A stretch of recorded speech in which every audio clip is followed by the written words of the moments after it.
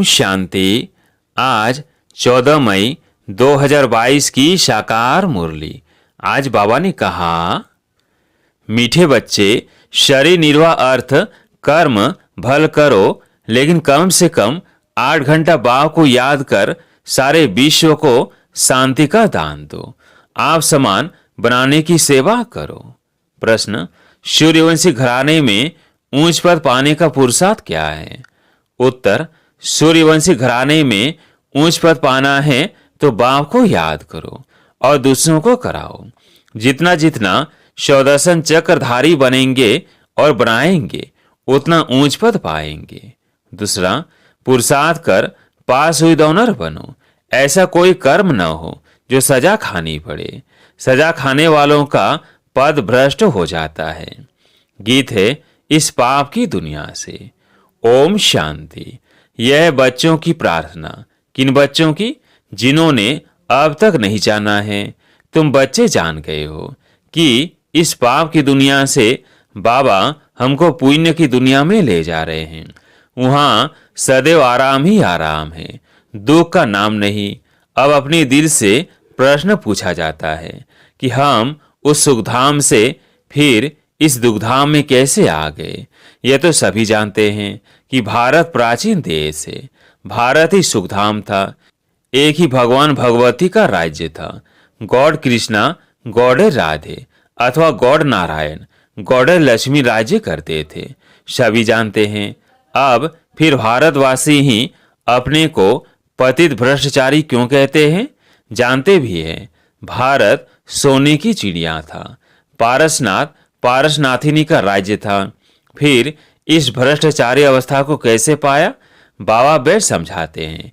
मेरा भी यही जन्म है, परंतु मेरा जन्म दिव्य है। तुम जानते हो हम शिव वंशी है और प्रजापिता ब्रह्मा कुमार कुमारियां हैं। इसलिए बाबा ने समझाया है। पहले पहले ये पूछो, गॉड फादर को जानते हो? कहेंगे फादर है ना। फिर संबंध क्या पूछते हैं? पिता तो हो ही गया। शिव वंशी तो सभी आत्माएं हैं, तो सब ब्रदर्स हैं। फिर साकार प्रजापिता ब्रह्मा से क्या संबंध है? तो सभी कहेंगे पिता है ना, जिनको आदि देव भी कहते हैं। शिव हो गया निराकार बाप, वो इमोर्टल ठहरा। आत्माएं भी इमोर्टल हैं। बाकी साकार एक शरीर छोड़ दूसरा लेते हैं। निराकार शिव वंशी है, उसमें फिर कुमार कुमारियां नहीं कहेंगे। आत्माओं में कुमार कुमारी पना नहीं होता। प्रजापिता ब्रह्मा के बच्चे हैं तो उसमें कुमार कुमारियां हैं। शिव वंशी तो पहले से ही है। शिव बाबा पुनर्जन्म में नहीं आते हैं। हम आत्माएं पुनर्जन्म में आती है। अच्छा, तुम जो पुण्य आत्माएं थी फिर पाप आत्माएं कैसे बनी? बाप कहते हैं तुम भारतवासियों ने अपने आप को चमाट लगाई है। कहते भी हो परम पिता, फिर उनको सर्वव्यापी कह देते हो। पुण्य आत्मा बनाने वाले बाप को तुमने कुत्ते बिल्ली पत्थर ठीक कर सब में ठोक दिया है। वह बेहद का बाप है जिसको तुम याद करते हो। वही प्रजापिता ब्रह्मा के मुख द्वारा ब्राह्मण रचते हैं। तुम ब्राह्मण फिर देवता बनते हो। पति से पावन बनाने वाला एक ही बाप ठहरा। उनको सबसे जास्ती तुमने उनको सबसे जास्ती तुमने डिफेम किया है। इसलिए तुम्हारे पर धर्मराज द्वारा कैसे चलेगा? तुम्हारा सबसे बड़ा दुश्मन है 5 विकारों रूपी रावण। तुम्हारी है राम बुद्धि, बाकी सब की है रावण बुद्धि। राम राज्य में तुम कितने सुखी थे, रावण राज्य में तुम कितने दुखी हो। वहाँ है पावन डिनास्टी, यहाँ है पति डिनास्टी। अब किसकी मत पर चलना है?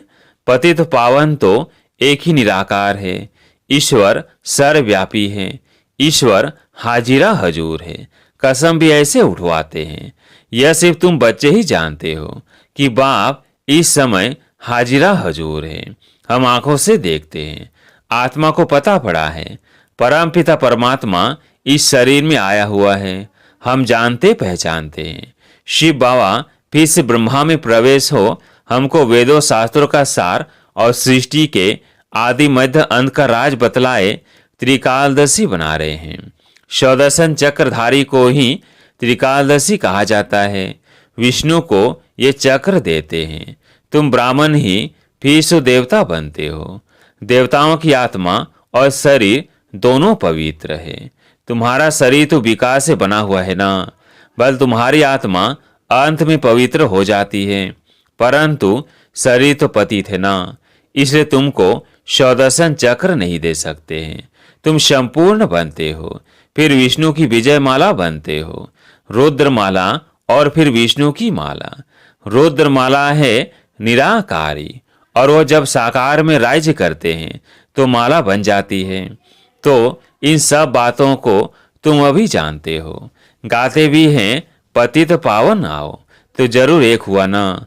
सर्व पतितों को पावन बनाने वाला एक ही बाप है। तो पतित पावन मोस्ट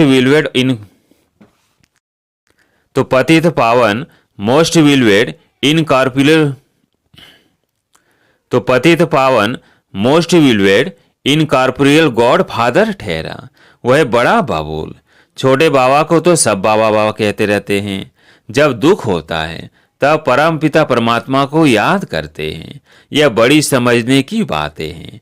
पहले पहले यह बात समझानी है, परम पिता परमात्मा से आपका क्या संबंध है। शिव जयंती तो मनाते हैं। निराकार परम पिता परमात्मा की महिमा बड़ी भारी है। जितना बड़ा इम्तिहान उतना बड़ा टाइटल मिलता है ना। बाबा का टाइटल तो बहुत बड़ा है। देवताओं की महिमा तो कॉमन है। सर्वगुण संपन्न 16 कला संपूर्ण। बड़ी हिंसा है। काम कटारी चलाए एक दो को आदि मध्य अंत दुख देते हैं।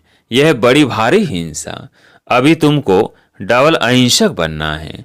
भगवानुवाच, हे बच्चे, तुम आत्माएं हो, हम परमात्मा हैं।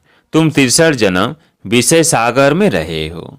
अब हम तुमको क्षीर सागर में ले जाते हैं।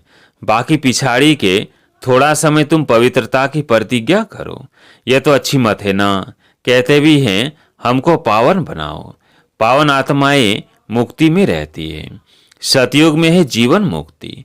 बाप कहते हैं अगर सूर्यवंशी बनना है तो पूरा पुरुषार्थ करो, मुझे याद करो और औरों को भी याद कराओ। जितना जितना सौदर्शन चक्रधारी बनेंगे और बनाएंगे उतना ऊंच पद पाएंगे। अभी देखो यह प्रेम बच्ची देहरादून में रहती है। इतने सब देहरादून निवासी सौदर्शन चक्रधारी तो नहीं थे। यह कैसे बने? प्रेम बच्ची ने आप समान बनाया। ऐसे आप समान बनाते बनाते देवी झाड़ की वृद्धि होती है। अंधों को सज्जा बनाने का पुरुषार्थ करना है ना। 4 घंटा तो तुमको छूट है। शरीर निर्वाह अर्थ धंधा आदि करना है। जहां भी जाओ कोशिश करके मुझे याद करो। जितना तुम बाबा को याद करते हो गोया तुम शांति का दान सारी सृष्टि को देते हो। योग से शांति का दान देना कोई डिफिकल्ट नहीं है। हाँ, कभी कभी योग में बिठाया भी जाता है क्योंकि संगठन का बल इकट्ठा हो जाता है। बाबा ने समझाया है। शिव बाबा को याद कर उनको कहो, बाबा ये हमारे कुल वाले हैं, इन्हों की बुद्धि का ताला खोलो। यह भी याद करने की युक्ति है। अपनी प्रैक्टिस तो यह रखनी है, चलते फिरते शिव बाबा की याद रहे। बाबा इन पर दुआ करो। दुआ करने वाला रहम दिल तो एक ही बाबा है। हे भगवान इस पर रहम करो। भगवान को ही कहेंगे ना। वही मर्सीफुल, नॉलेजफुल, ब्लिसफुल है। पवित्रता में भी फूल है, प्यार में भी फूल है। तो ब्राह्मण कुलभूषणों का भी आपस में कितना प्यार होना चाहिए। किसको भी दुख नहीं देना है। वहाँ जानवर आदि भी किसको दुख नहीं देते हैं। तुम बच्चे घर में रहते भाई भाई आपस में लड़ पड़ते हो थोड़ी बात में। वहाँ तो जानवर आदि भी नहीं लड़ते। तुमको भी सीखना है। नहीं सीखेंगे तो बाप कहते हैं तुम बहुत सजाएं खाएंगे, पद भ्रष्ट हो जाएगा। सजा लायक हम क्यों बने? पास विद ऑनर होना चाहिए ना। आगे चलकर बाबा सब साक्षात्कार कराते रहेंगे। अभी थोड़ा समय है, इसलिए जल्दी करते रहो। बीमारी में भी सबको कहते हैं ना राम राम कहो। अंदर से भी कहते हैं। पिछाड़ी में भी कोई कोई बहुत तीखे जाते हैं। मेहनत कर आगे बढ़ जाते हैं। तुम बहुत वंडर से देखते रहेंगे। नाटक के पिछाड़ी में वंडरफुल पार्ट होता है ना, पिछाड़ी में ही वाह वाह होती है। उसी समय तो बहुत खुशी में रहेंगे। जिनमें ज्ञान नहीं है वह तो वहीं बेहोश हो जाएंगे। ऑपरेशन आदि के समय डॉक्टर लोग कमजोर को खड़ा नहीं करते हैं। पार्टीशन में क्या हुआ सभी ने देखा ना। यह तो बहुत दर्दनाक समय है। इसको खूने नाहे कहा जाता है। इनको देखने के लिए बहुत हिम्मत चाहिए।